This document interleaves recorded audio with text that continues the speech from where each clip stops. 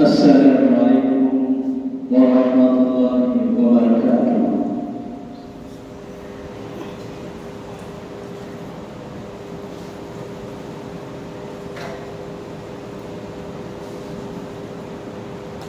الله أكبر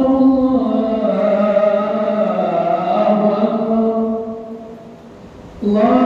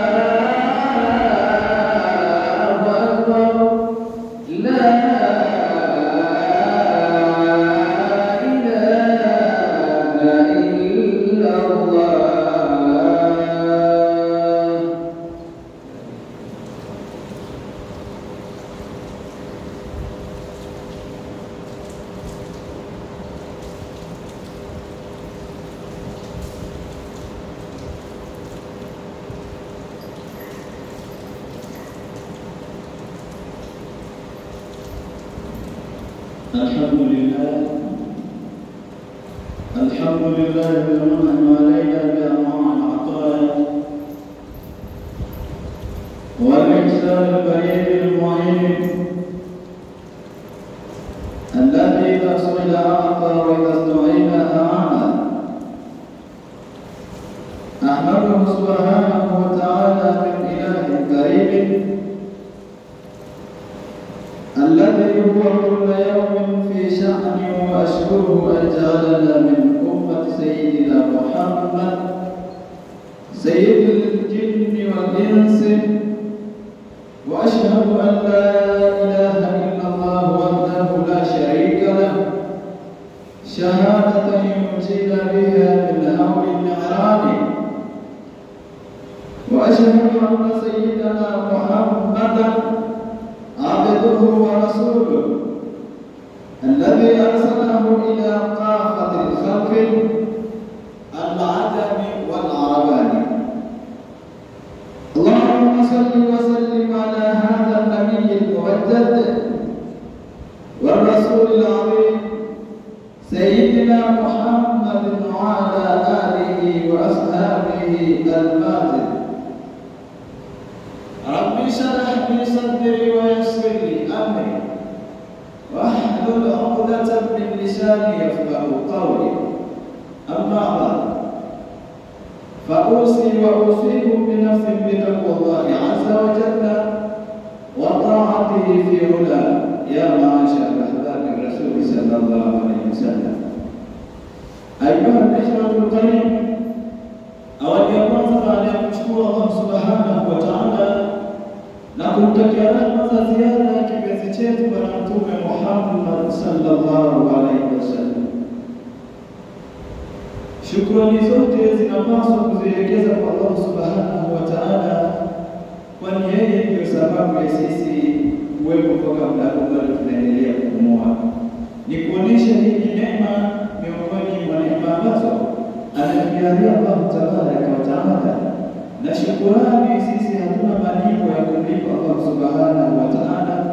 Sisi malipo yake ni kumpelekea shukurani zake Allah subhanahu wa taala kwa kutujalia kuwa ni miongoni mwa watu wenye kujaliwa kuzikiwa neema ya afya na uzima pia. Lakini tukitizama Ijumaa iliyopita mpaka Ijumaa ya leo, wapo wengi nao walitamani kuidiriki Ramadhani ya Ijumaa ya leo, lakini pia walitamani kudiriki Ijumaa ya leo, lakini wameondoshwa katika namna ambayo Allah subhanahu wa ta'ala amepangia mwenyewe. Lakini pia wapo wengi walitamani kuifikia siku ya leo wakiwa na afya zao zikiwa salama na viwili vyao vikiwa salama, lakini mpaka Ijumaa ya leo kufikia siku ya leo, katika viwili vyao kuna baadhi ya viungo vimepunguzwa na kuna namna mbalimbali ambazo wanakuwa nayo. Kwa hiyo kwa namna yoyote na hali yoyote, wewe na mimi ambaye bado tunaendelea kupumua, tuko na afya zetu zikiwa salama, ni vyema kumshukuru Allah subhanahu wa ta'ala kwa neema kubwa kabisa ya afya aliyotupatia Allah tabaraka wa ta'ala. Kwa uchache wa kusema alhamdulillah rabbil alamin. Ama ukiangalia Ijumaa ya leo, Ijumaa tukufu, Ijumaa tarehe, tuko katika mwezi mtukufu wa Ramadhani, na insha Allah sanatahaddathu fi hadhihi al-jum'a al-khutbah al-yawma sanatahaddathu fi hadhihi shahr Ramadan alladhi unzila fihi al-Qur'an, shahr Ramadan unzila fihi al-Qur'an, kwamba siku ya leo, Ijumaa ya leo, tutazungumzia kwamba utukufu wa mwezi huu mtukufu wa Ramadhani, shahru Ramadhana, kwamba mwezi mtukufu wa Ramadhani umepata utukufu mkubwa kwa sababu ndani yake ndio mwezi ambao ndani yake imeteremka Qur'ani tukufu. Allah subhanahu wa ta'ala anatubainishia kwa kutuambia shahru Ramadhana alladhi unzila fihi al-Qur'an hudan linnas, Qur'ani ambayo ndio mwongozo wa watu au wa binadamu. Allah subhanahu wa ta'ala ameiweka Qur'ani kuwa ni mwongozo, kama ilivyokuwa katiba ya nchi, kuwa nchi lazima iwe na katiba. Kwa hiyo hata watu nao wamewekewa katiba ya mwongozo, mwongozo wao ni Qur'ani. Qur'ani ambayo haina dosari yoyote katika maneno yake Allah tabaraka wa ta'ala, wala hakuna kitu cha kujadiliza katika maneno ya Allah subhanahu wa ta'ala. Maneno yamekuja ikiwa imetimia na wala hayana dosari yoyote. Mwongozo umekuja hauna mapungufu yoyote. Mwezi mtukufu wa Ramadhani ndani yake umepata utukufu kwa kutekeleza Qur'ani tukufu.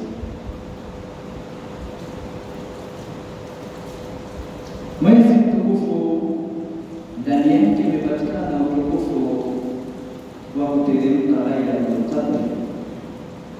Lailatul Qadr ambayo Allah subhanahu wa ta'ala anatuelezea kwamba ubora wa kuiona Lailatul Qadr ni sawasawa, imani kwa mtu ambaye atakayekuwa ameshuhudia usiku wa Lailatul Qadr ni bora katika miezi isiyopungua miezi 1000.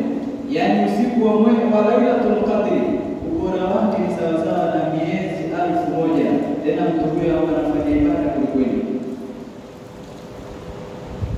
Yani ubora wa siku moja takriban afdal ayamihi, ubora wa masiku yake ni masiku 1000.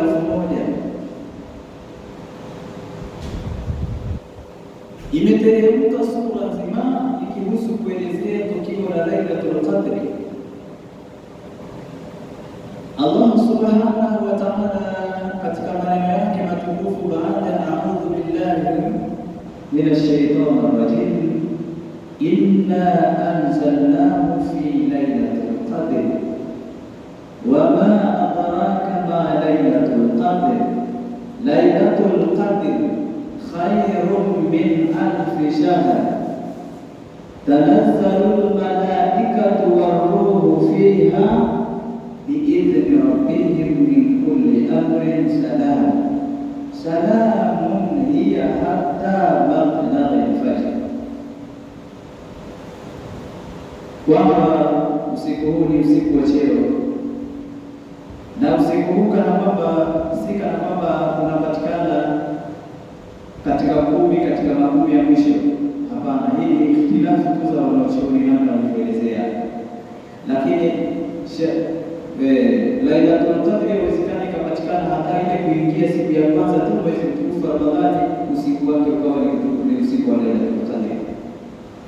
Kwa hiyo sasa, kitu gani ambacho kitatubainikia sisi kuwa kwamba ni miongoni mwa watu waliodiriki katika kuidiriki siku ya Lailatul Qadr, na hali ya kuwa sisi tukiwa ni watu ambao hatuna habari na kufuatilia utukufu mwezi mtukufu Ramadhani? Wengi wao tunafunga tu kwa kuwa ni kutokunywa na kula na kujizuia kuongea, lakini tunaacha ile misingi ya funga. Misingi ya funga inatueleza tufanye nini na tuache nini, kwamba unapofunga ni lazima ujizuie kula na kunywa, lakini sio kula tu na kunywa, bali ujizuie na maneno yaliyokuwa machafu. Anapokuingieni mmoja wenu kwa kukutamkieni maneno ambayo hayana hekima ndani yake, hayana ushirikiano mzuri, hayana maana nzuri, yana maana ya matusi, basi faqul inni saimun, sema kwamba mimi nimefunga, ili kulinda heshima ya funga. Lakini si hivyo tu, mwezi mtukufu wa Ramadhani yako mengi ya kuchuma, kwa sababu ni mwezi mtukufu, ndani yake ya kuchuma ni mengi. Tunapofanya moja, basi anakuja mara 10 yake zaidi ya mara 100. Sasa ni namna gani wewe na mimi tuchume? Ni namna gani tuweze kuishi na uradi ambao umekuja ndani ya mwezi mtukufu wa Ramadhani? Uradi ambao Bwana Mtume Muhammad sallallahu alaihi wasallam anatuambia ndani ya mwezi mtukufu wa Ramadhani, faakthiru, kithirisheni bikalimatu la ilaha illa Allah. Lakini sio hivyo tu, kithirisheni kutamka maneno ya la ilaha illa Allah. Faakthiru istighfar, kithirisheni kutamka istighfar. Ndio ikaja ashhadu an la ilaha illa Allah wa astaghfirullah. Lakini pia si hivyo tu, was'alu aljanna, naombeni pepo, ombeni pepo. Kwa hiyo maneno ambayo mmefundishwa ndani ya mwezi mtukufu wa Ramadhani, mseme ashhadu an la ilaha illa Allah wa astaghfirullah, nas'aluka al-jannata ilahi wa na'udhu bika minan nar. Haya ndio maneno ya kuishi nayo, haya ndio maneno ya kuishi nayo katika mwezi mtukufu wa Ramadhani. Kwa hiyo akthiru shahada, kithirisheni kutamka shahada. Lakini sio hivyo tu, faakthiru al-istighfar, kithirisheni kutaka istighfar kwa Allah subhanahu wa ta'ala. Lakini sio hivyo tu, was'alu al-janna, naombeni pepo.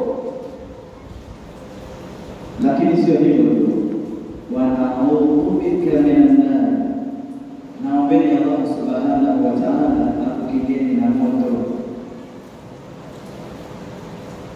Kwa hiyo uradi huu ndio anatakiwa kuishi nao Muislamu katika mwezi mtukufu wa Ramadhani, kwamba unapokaa ishi na uradi huu, kwa sababu hata kule Mtume Muhammad sallallahu alaihi wasallam anasema man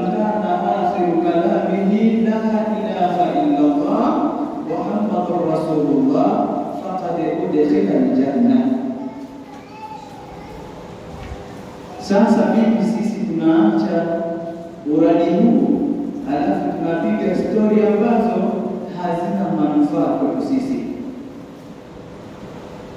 Mwezi mtukufu wa Ramadhani umekuja na vitu vingi ambavyo ukifanya ndani ya mwezi mtukufu wa Ramadhani hauwezi kuvipata tena mwezi mwingine au miezi mingine ya kawaida.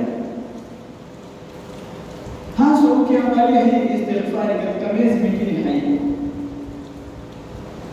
Utakuwa unasoma tu zile istighfari zingine kwa kutaka msamaha Allah subhanahu wa ta'ala, lakini wewe mwenyewe kwa kujitenga mwenyewe kwa kusema maneno haya. Lakini ndani ya mwezi mtukufu wa Ramadhani umeambiwa haya maneno ni lazima kuyasema, ili uwe ni uradi wako wa kumtaja Allah tabaraka wa ta'ala, na ili uweze kurehemewa madhambi yako.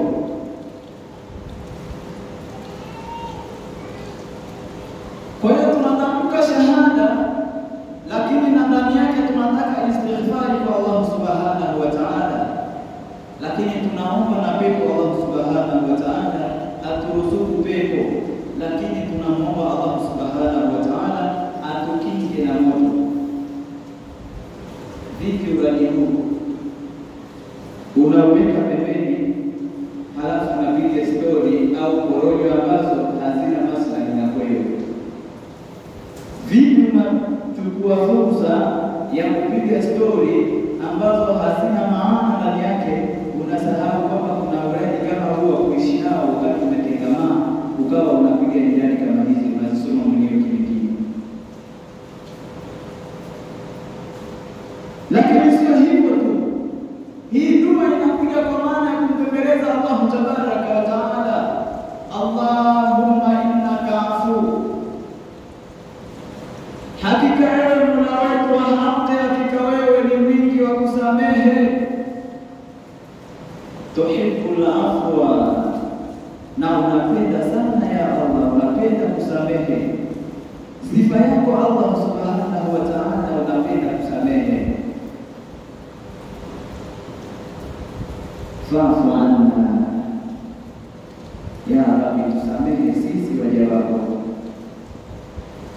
Haya yote ni mabembelezo ya kumbembeleza Allah subhanahu wa ta'ala. Wakati wewe umefunga, unambembeleza Allah subhanahu wa ta'ala kwa mabembelezo ya Allah subhanahu wa ta'ala atughufirie madhambi yetu.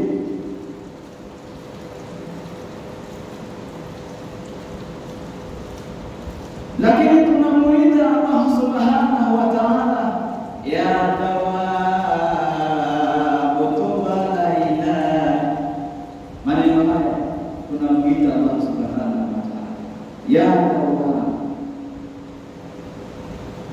ewe mwingi wa kuzikubali tauba, ewe mwingi wa kuzikubali tauba. Tuba alaina, sisi tunatubia juu yako ya Rabbi. Wanzur ilaina, na tutizame sisi, na tutizame sisi. Warhamna, na tuhurumie ya Rabbi. Haya ndio maneno tunayosema hapa tukiwa tunapiga zile jirani. Ya Tawwab, ewe mwingi wa kuzikubali tauba. Tuba alaina, hakika sisi tunatubia kwako wewe ya Rabbi. Wanzur ilaina, na tutizame sisi waja wako ya Rabbi. Warhamna, na tuhurumie ya Rabbi. Si hivyo tu, tunamuita tena kwa mara nyingine kwa mabembelezo kabisa ya kumbembeleza Allah subhanahu wa ta'ala, kwa sababu sisi waja wake ni wadhaifu. Tunamwambia ya Tawwab tuba alaina waghfir lana wal walidina. Ya Tawwab, ya Tawwab, ewe mwingi wa kuzikubali tauba, tunatubia sisi waja wako kwa wewe ya Rabbi. Tunakuomba wasamehe wazazi wetu, imani wazazi wetu walioko duniani au wazazi wetu waliotangulia mbele za haki. tunawaombea msamaha wazazi wetu, tusamehe sisi na wasamehe wazazi wetu ya Rabbi. Waghfir lana wal walidina ya Tawwab, tusamehe sisi na wasamehe wazazi wetu ya Rabbi. Haya ndio maneno tunayoishi nayo katika mwezi mtukufu wa Ramadhani. Haya ndizo jirani ambazo tunaishi nazo mwezi mtukufu wa Ramadhani. Lakini si hivyo tu, anasema ya Tawwab, ewe mwingi wa kuzikubali tauba Allah subhanahu wa ta'ala. Sisi waja wako tunatubia kwako wewe ya Rabbi. Wasamehna, na kusamehe ya Rabbi, tusamehe. Sasa angalia, mtu anaishi katika maneno haya ni mmoja katika kuzilinga na kuzilinda funga zake ndani ya mwezi mtukufu wa Ramadhani. Kuilinda funga yako, lakini na wewe mwenyewe utaka msamaha kwa Allah Ta'ala. Kwani ya kwamba hautarajia kwamba huenda ndani ya mwezi huu mtukufu wa Ramadhani wewe ikawa umediriki funga kadhaa na kisha baada ya hapo kaondoka katika mwezi mtukufu wa Ramadhani, au huenda tena usiupate mwezi mtukufu wa Ramadhani kwa mara nyingine tena mwezi mwingine. Kwa hiyo mwezi uliokuwa nao, mwezi mtukufu huu wa Ramadhani, funga yako kana kwamba unatarajia hautoweza tena kuja kuirejelea Ramadhani nyingine. Kwani wapo watu nao walitarajia kufunga mwezi huu wa mwaka huu, mwezi mtukufu wa Ramadhani, lakini hawakuweza kufikia mwezi huu. Na kufikia kwetu sisi si kwa ujanja wetu. Haya yote ni kwa mapenzi ya Allah subhanahu wa ta'ala. Ayuha al-ikhwa al-karim, ayuha al-ahbab bi-rasul sallallahu alaihi wasallam, zindukana ndugu yangu na yatafakari maneno haya, ya kwamba haya maneno ndiyo ambayo yanatuwekea msingi wa funga zetu. Maneno haya ndiyo yanatufanya sisi tuwe ni wenye huruma, tuwe ni wapole, tuwe ni watu wanyenyekevu mbele za Allah subhanahu wa ta'ala. Mwezi mtukufu wa Ramadhani ni mwezi ambao tunatakiwa kuishi kwa kupendana, mwezi ambao tunatakiwa kuishi kwa kuhurumiana, mwezi ambao tunatakiwa kuishi kwa kuzitafuta ziada na rehema za Allah subhanahu wa ta'ala. Vipi ndugu yangu unakaa mbali na kuzitafuta ziada za mwezi mtukufu wa Ramadhani? Vipi unakaa mbali na kuzitafuta ziada za mwezi mtukufu wa Ramadhani? Ayuha al-karim, ndani ya mwezi mtukufu wa Ramadhani zipo sunna ambazo zimekuja. Sunna ambayo ni sunna ya tarawih, sunna ambayo haipatikani katika miezi mingine isipokuwa mwezi mtukufu wa Ramadhani. Ayuha al-ahbab bi-rasul sallallahu alaihi wasallam, vipi sisi sasa hivi tunajiweka mbali na msikiti? Vipi sisi tunajiweka mbali sasa na kusali sunna za tarawih? Tuko tayari sisi kupiga story, kupiga lahawi, tukaacha kufanya ibada ambazo hazipatikani mwezi mtukufu wa Ramadhani, kwamba ibada hizi ambazo tukizifanya malipo yake ni kana kwamba ni sawasawa na mtu aliyeswali swala za fardhi. Sasa vipi wewe ndani ya mwezi mtukufu wa Ramadhani unaingia na mpaka unatoka, wewe haukunufaika na kitu chochote? Wewe haukunufaika na mwezi mtukufu wa Ramadhani.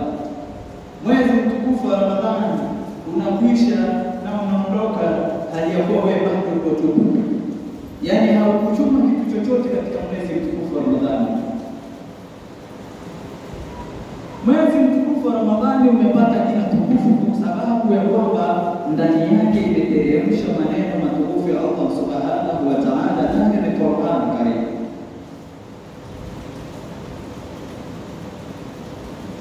Sasa hivi ndani ya mwezi mtukufu wa Ramadhani tunaambiwa fa'akthiru tilawata al-Qur'an fi hadhihi kwamba mwezi mtukufu wa Ramadhani tunaambiwa tukithirishe kuisoma Qur'ani tukufu. Tukithirishe kuisoma Qur'ani tukufu ndani ya mwezi mtukufu wa Ramadhani. Lakini ndani ya mwezi mtukufu wa Ramadhani sisi tumeandaa karata za kucheza, tumeandaa madraft ya kupiga ndani ya mwezi mtukufu wa Ramadhani. Bimaana hakuna tena namna nyingine ya kufanya isipokuwa tufanye namna hiyo. Hatuna namna nyingine ya kufanya katika matendo ya kuyafanya ndani ya mwezi wa Ramadhani isipokuwa kufanya hayo maneno ya kuzungumza ya hovyo, porojo zisizokuwa za maana, lakini kucheza michezo ambayo haipo kabisa na wala haikufaishi kwa chochote na wala haikupi faida yoyote. Lakini ndani ya mwezi mtukufu wa Ramadhani, kwamba ni mwezi ambao ndani yake imeteremka Qur'ani, na sisi tunapaswa kuisoma Qur'ani sana sana. Tunapaswa kuisoma Qur'ani sana sana, kwa sababu Bwana Mtume Muhammad sallallahu alaihi wasallam anatukumbusha katika maneno yake, anasema qala Rasulullah sallallahu alaihi wasallam, anasema Bwana Mtume Muhammad sallallahu alaihi wasallam, fa'akthiru tilawata al-Qur'an fi buyutikum, kithirisheni kuisoma Qur'ani katika majumba yenu. Fa innal baita alladhi la yuqra'u fihi al-Qur'an, hakika nyumba ambayo haisomi ndani yake Qur'an, yakillu khairuhu, zinakuwa chache mno ndani ya nyumba hiyo shairi zake. Yani kheri zinakuwa ni chache ndani ya nyumba hiyo, kwa sababu hayapatikani kusoma maneno ya Allah tabaraka wa taala. Wa yakfiru sharruhu, ndani ya nyumba hiyo inakithiri mno mambo ya shari ndugu zangu, kwa sababu tumeacha kuisoma Qur'ani, na Qur'ani ndio mwongozo wetu. Vipi tunaacha mwongozo ndugu zangu? Vipi tunaacha kukimbilia kheri? Katika kisa hiki kunako kisa maarufu ambacho kimeelezewa katika kisa ambacho kimeelezewa kuhusu kwamba watu wako bize na dunia kuliko kuwa bize na akhira yao. Siku moja alipatapo muumini kumwalika shekhe wao kwa ajili ya lengo la kufutari. Shekhe akaalikwa maaliko, bwana amekaa na mke wake. Sasa akasema bwana, leo hapana, tumwalike shekhe wetu, imamu wetu aje apate futari na sisi.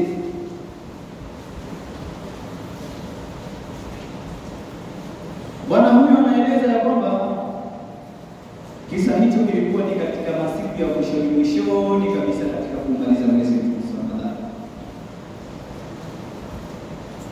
Anasema wakati yeye akiwa amekaa barazani pale anasubiri sasa waandae iftari ili waweze kuanza kufutari, yule mheshimiwa aliweka pesa zake pale pahala alipokuwa amekaa akazihifadhi. Sasa pembezoni mwake kuna mashafu ambayo ilikuwa imemaliziwa kusomwa na kisha baadaye hapo ikafunikwa halafu ikawekwa. Sasa ile mheshimiwa anaingia ndani ili waandae iftari na mkewe wairejeshe pale, sasa waweze kufutari, shekhe aweze kufutari na yule mheshimiwa. Yule shekhe anakaa pale anaona zile pesa zikiwa zinafika pale, akazitukua zile pesa. Baada ya kuzitukua zile pesa, akafungua masahafu katikati na akaziweka zile pesa, na kisha baada ya hapo ile masahafu akaifunika. Sasa anakuja mheshimiwa yule anaweka iftari, watu wanamaliza kufutari, shekhe anaaga, anaondoka. Sasa imefika muda yule bwana anahitajia kwenda kufanya matumizi katika zile pesa zake. Imepita takriban zaidi ya siku ya pili. Sasa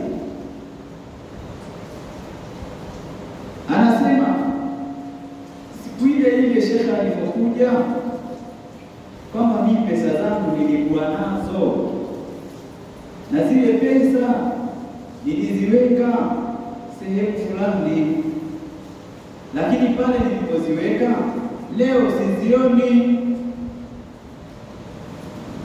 Kwa hiyo sasa mheshimiwa anamwambia mkewe, unaona shamba wako sasa,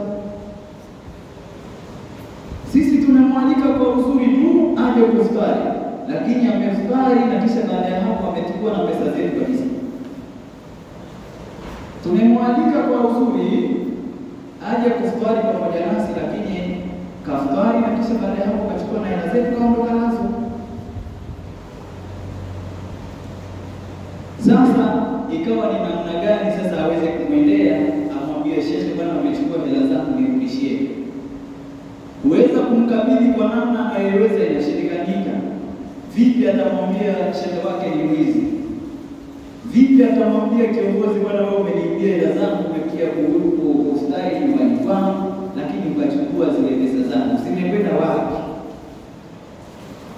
Kwa hiyo kwa namna yote akawa ameshindwa. Sasa wakasema sasa wakaenda mkewe, wajue ni namna gani waandae mazingira ili wamuite nyumbani tena kwa mara nyingine. Wakaandaa chakula cha usiku. Mheshimiwa akaalika, akaenda kupata taarifa shehe, unahitajika uje nyumbani tena kufutari. Lakini katika nyoyo zao sasa zinacho kitu ambacho ni dhana kwamba shehe kaiba zile pesa, kwamba pesa zetu zimepotea na hazionekaniki. Kwa hiyo wameweka kwamba sasa kwenye dhana zao kwamba shehe kaiba zile pesa. Sasa shehe anafika pale, anapata chakula cha usiku, na baada ya hapo kwenye mazungumzo yakawa kama ifuatavyo. Yeye mheshimiwa akasema, shehe, siku ile tulipofutari, tulipomaliza, mimi kuna mzigo wangu nilihifadhi hapa, lakini ule mzigo baada ya wewe kuondoka sikuuona tena, na hakuna mtu mwingine anaopita zaidi yako. Akasema ya kwamba hapa ndo tunatakiwa tupate ibra kwamba sisi Waislamu kusoma Qur'ani, kusoma mwongozo wetu tumekuwa tuko nyuma sana. Yule shekhe anamwambia, nadhani kwenye ile kabati pale juu ule msahafu ule ndio ule. Kwa hiyo naomba ukachukue ule msahafu uje nao. Mheshimiwa anaamka na kwenda kumchukua ule msahafu, anamwambia, haya, naomba ufunue huo msahafu. Anafunua msahafu, anazikuta zile pesa zake kama zilivyo, hajapungua hata shilingi moja. Kwa hiyo kunako funzo, bimaana ingelikuwa ni msomaji wa Qur'ani, zile pesa asingesema kwamba pesa zimeibiwa, na wala asingeliingiza tamko la kusema shehe kachukua pesa zetu, wala asingelikuwa na ile nia ya kusema kwamba shehe ametibia au amechukua pesa zetu. Kwa hiyo kuonesha kwamba Qur'ani hatuisomi, ndugu zangu. Kwa hiyo lau mheshimiwa angelikuwa ni mwingi wa kufunua Qur'ani yake kila mara kusoma Qur'ani, asingelichukua ile dhana ya kumdhania kwamba shehe kachukua pesa, kwamba shehe anasema yeye alizichukua na kuhifadhi ndani ya msahafu, ya kwamba utakapokuja kufunua ule msahafu, basi mzigo wako utakuta pale pale. Kwa hiyo ndugu zangu, mwezi mtukufu wa Ramadhani ni mwezi ambao umeteremka ndani yake Qur'ani. Kwa hiyo ni vyema sisi tushikamane kuisoma Qur'ani, lakini pia ndani ya mwezi mtukufu wa Ramadhani tukisirishe kusema maneno ya la ilaha illa Allah. Lakini sio hivyo tu, fa'akthiru al-istighfaru, tukithirishe kutaka istighfari kwa Allah subhanahu wa ta'ala. Lakini pia si hivyo tu, was'alul janna, na tuombe pepo. Lakini pia si hivyo tu, wanaudhubika minan nar, na tumuombe Allah subhanahu wa ta'ala atukinge na moto. Hizi ndizo istighfari na jirani tunazotakiwa kudumu nazo ndani ya mwezi mtukufu wa Ramadhani. sheria hivyo, wanachuoni nao wakakusanya kwamba iwe ni kauradi ambao katakuwa kanasema kama ifuatavyo: ashhadu an la ilaha illa Allah nastaghfirullah nas'aluka al-jannata ilahi wa na'udhu bika minan nar Allahumma innaka afuwwun tuhibbul afwa fa'fu anna ya karimal Allahumma innaka afuwwun tuhibbul afwa fa'fu anna ya karimal Tuombe Allah Subhanahu wa Ta'ala atusamehe makosa yetu ndani ya mwezi mtukufu wa Ramadhani. Lakini pia nimuomba Allah Subhanahu wa Ta'ala atukufirie madhambi yetu na wakufirie wazazi wetu madhambi yao kwa utukufu wa mwezi mtukufu wa Ramadhani na utukufu wa siku ya leo ya Ijumaa. Wallahu Subhanahu wa Ta'ala yaqulu bi qawlihi yahtadil muhtadun wa idha quri'a al-Qur'an fastami'u lahu wa ansitu la'allakum turhamun. Wa qala Allah Ta'ala fa idha qara'ta al-Qur'ana fasta'id billahi minash shaitanir rajim. A'udhu billahi minash shaitanir rajim. Wal 'asr innal insana lafi khusr illa alladhina amanu wa 'amilus salihati wa tawasaw bil haqqi wa tawasaw bis sabr. Barakallahu li wa lakum bil Qur'anil 'azim wa nafa'ani wa iyyakum bima fihi min al-ayati wa dhikril hakim. Taqabbal minni wa minkum tilawatahu innahu huwas sami'ul 'alim. Wastaghfirullahal 'azim fastaghfiruhu fa ya fawzal mustaghfirin wa tubu ilayhi fa ya najatat ta'ibin wa antum muqinun bil ijabah.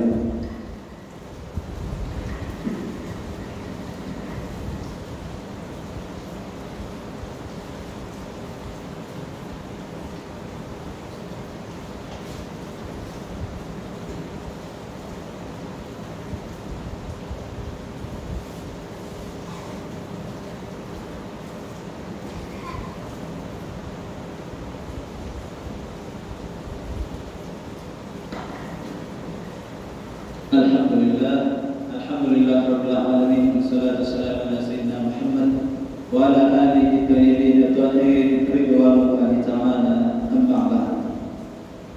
Awalan usikum bi nafsin bi taqwallahi azza wa jalla fi khutbati tsani wa marrati tsani. Na usieni kwa mara nyingine na khutba ya pili pia katika swala zima la kumcha Allah tabaraka wa taala, kwani kumcha Allah subhanahu wa taala ndiko kunako kufaulu mwanadamu hapa ulimwenguni mpaka kesho akhera. Inna Allah malaikatahu yusalluna 'alan nabi ya ayyuhalladhina amanu sallu 'alaihi wa sallimu taslima.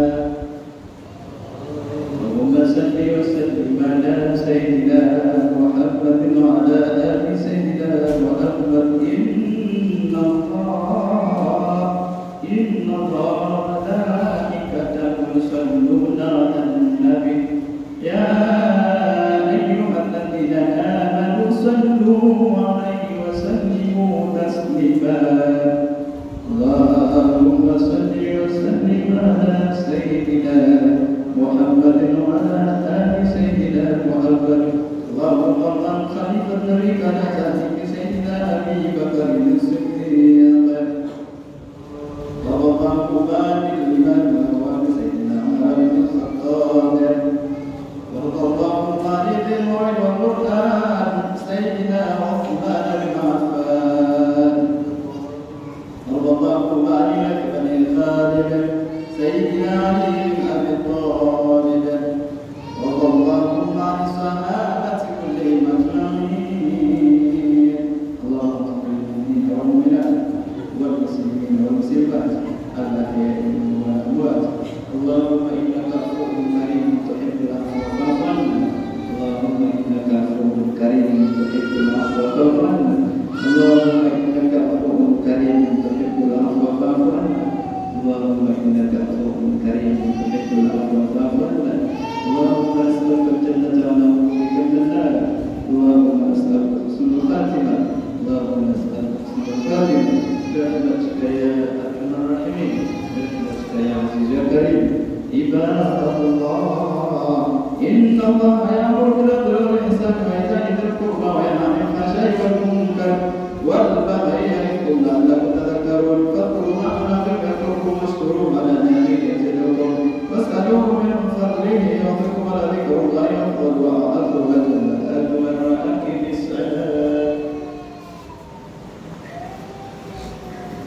Bismillah.